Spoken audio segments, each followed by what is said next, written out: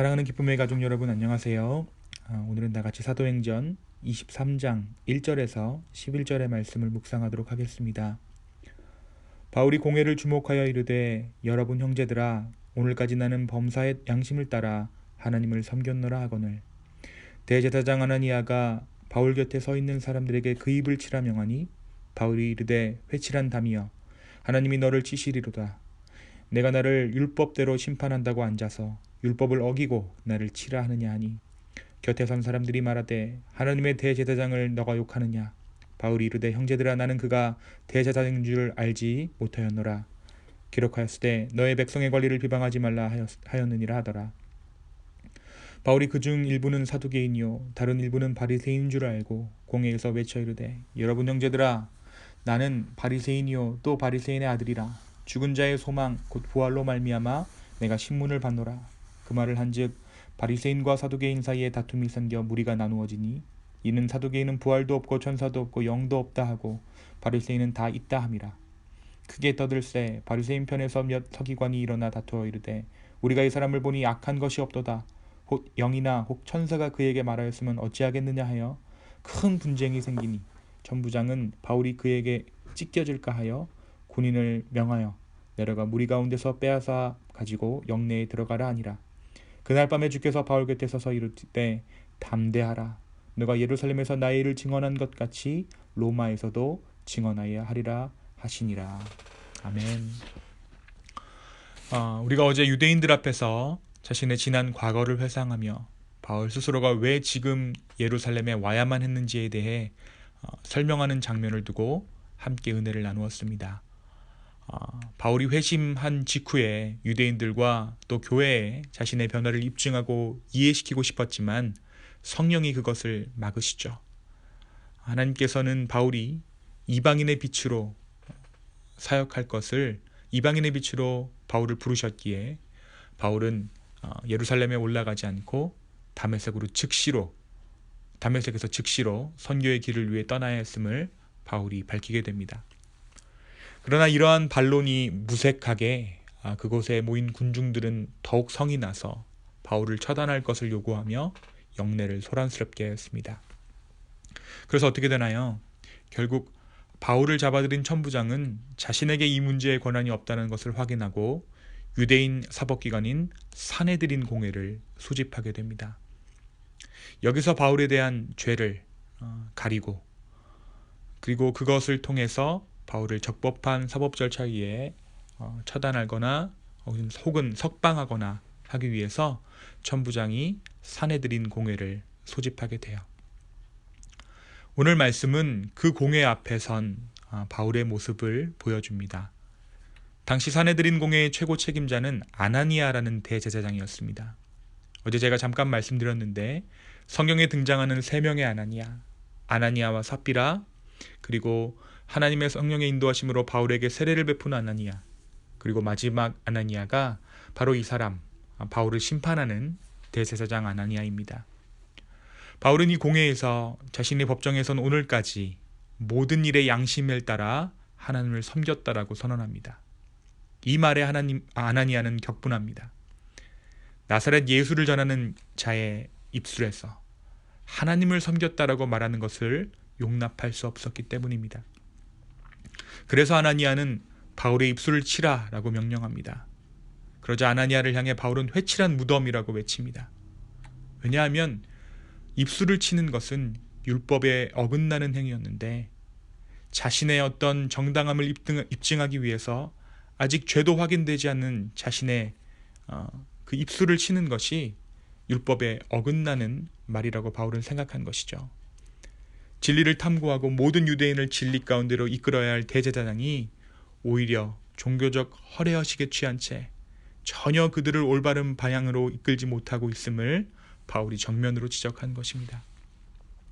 그러자 그곳의 사람들이 바울을 힐난합니다. 그들에게 대제사장이란 하나님의 대언자였기 때문입니다. 그러자 바울은 그가 대제사장이었음을 알지 못하였나라고 해명하고, 유대인의 문화와 관습대로 내가 사역해 왔노라고, 그들을 존중해 왔노라고 이야기하게 되죠. 그 상황에서 바울은 사내들인 공회의 구성원으로 모인 자들의 구성원이 사두개인과 바리새인임을 알고 있었습니다. 그리고 자신이 바리새인 출신으로 죽은 자의 부활을 소망 삼아 내가 신문을 받노라라고 선언합니다. 이 말을 하자마자 사두개인과 바리새인들이 서로 논쟁하기 시작합니다. 대제사장을 변호할 때는 한편이었던 그들이 이 부활을 이야기하자 두 패로 갈라지기 시작한 것이에요. 사두개인은 부활을 인정하지 않았습니다. 천사도 인정하지 않았습니다. 영도 인정하지 않았습니다. 그래서 바울의 말을 받아들일 수 없었어요. 바울의 잘못을 가리기 위해 소집한 사내들인 공회 자리가 바울의 이 한마디로 사두개인과 바리새인의 캐캐묵은 논쟁을 다시 한번 도마 위에 올려 서로 다투게 만들었습니다. 죽은 자의 부활 논쟁은 사두개인과 바리새인이 서로를 인정하지 않는 결정적인 이유였기 때문입니다. 그러나 우리는 이 바울의 이 발언을 단순히 위기 모면하기 위해서 바울이 이 말을 했다고 보아서는 안 됩니다. 실제로 바울은 부활하신 예수 그리스도의 영을 다메섹 도상에서 만났고 그 일이 자신의 삶을 완전히 뒤바뀌어 놓았으며 그 사건이 지금 이 자리에 바울이 있게 된 결정적인 동기였기 때문입니다. 결국 순식간에 공회는 자기들의 공방전이 되어버리고 말았습니다. 여기서 바리새인이 뭐라고 얘기합니까? 진짜로 천사가 바울에게 이런 말을 했으면 어떡하냐? 천사가 있는데 바울에게 어떠한 말을 해서 바울이 그 천사의 말대로 사역한 것은 아닐까라고 이야기했기 때문입니다. 천부장 입장에서는 아직 자기들끼리도 결론이 나지 않는 문제로 다투는 이 공회가 바울의 잘못을 가릴 수 없는 곳임을 알게 되었습니다.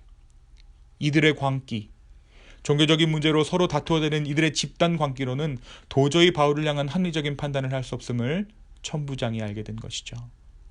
결국 바울은 총독에게로 넘겨집니다. 공회가 모였던 그날 밤 주의 영은 바울에게 말씀하시기를 바울이 로마에서 복음을 전하게 될 것임을 예언해 주십니다. 이 예언이 바울에게 어떻게 다가왔을까요? 이 예언은 바울에게 격려와도 같았습니다. 바울이 살아생전 로마에 가서 복음을 전하는 것이 그의 소망이었는데 이 소망이 성취되리라는 예언을 허락받았기 때문입니다. 사랑하는 여러분, 오늘 말씀에서 우리는 무엇을 보게 됩니까? 이 재판정에 가득 찬 사람들 틈에 우리는 무엇을 봅니까? 바리새인, 사두개인, 대제사장, 로마의 군병들. 이 틈에서 우리는 공회를 가득 채운 성령을 발견하게 됩니다. 손발이 묶여 피고인의 모습으로 공회에 서 있는 바울은 당연히 약자이고 위기이지만 그 상황은 철저히 하나님 손에 붙잡혀 있었습니다. 우리가 이 가운데서 이 공회를 성령께서 가득 채우고 있었음을 보게 된다는 것이죠. 그럼에도 불구하고 성령이 바울과 함께 하십니다.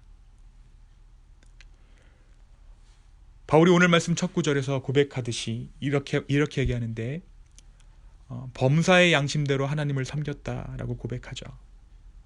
이 공회의 현장 역시 양심대로 하나님을 섬기는 바울에게는 범사인 것입니다. 어느 상황에서도 죽음이 코앞에 있어도 하나님께서 함께 하신다는 사실은 변하지 않습니다. 그것이 범사입니다. 하나님께서 함께 하시는 삶. 그 버전이 위기로 나타나고 때로는 기쁨으로 나타나지만 어떤 상황이든 하나님께서 함께 하시는 그 상황이 범사인 것이죠. 결국 하나님의 양심, 그것이 무엇입니까? 주 예수 그리스도의 영입니다. 성령이 인도하는 대로 바울은 순종했고 그 순종은 적들이 허무하게 무너지는 것을 보게 하였습니다. 때 아닌 종교 분쟁으로 그들의 실체가 로마 천부장의 눈에 드러나 버린 것입니다. 무엇이 범사입니까? 하나님께서 우리와 함께하는 것이 평범한 일상 범사지요. 이 상황에서 바울은 또 하나의 사명으로 그 마음이 설레게 됩니다. 바로 꿈에 그리던 로마로 향하는 그 사명입니다. 외적으로 보기에는 별로 열매가 없어 보이는 사건들 속에서도 하나님의 꿈은 여전히 진행 중이고 바울은 그 꿈을 맡은 자로 설레이는 인생을 살아갑니다. 마치 구약의 요셉이 그랬듯 하나님의 꿈 맡은 자로서의 형통함을 누리고 있는 것입니다.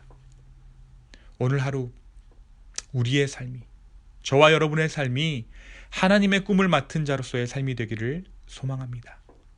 그 꿈을 가지면 모든 것이 범사입니다.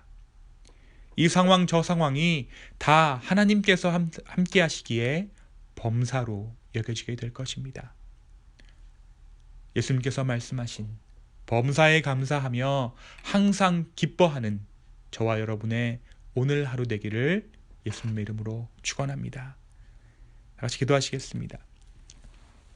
주님, 다시 한번 나의 상황을 바라보는 우리의 눈이 어떤 특정한 일로 우리의 삶을 바라보는 것이 아니라 하나님께서 함께 하시기에 오늘 나의 삶이 범사임을 고백하게 하여 주시옵소서.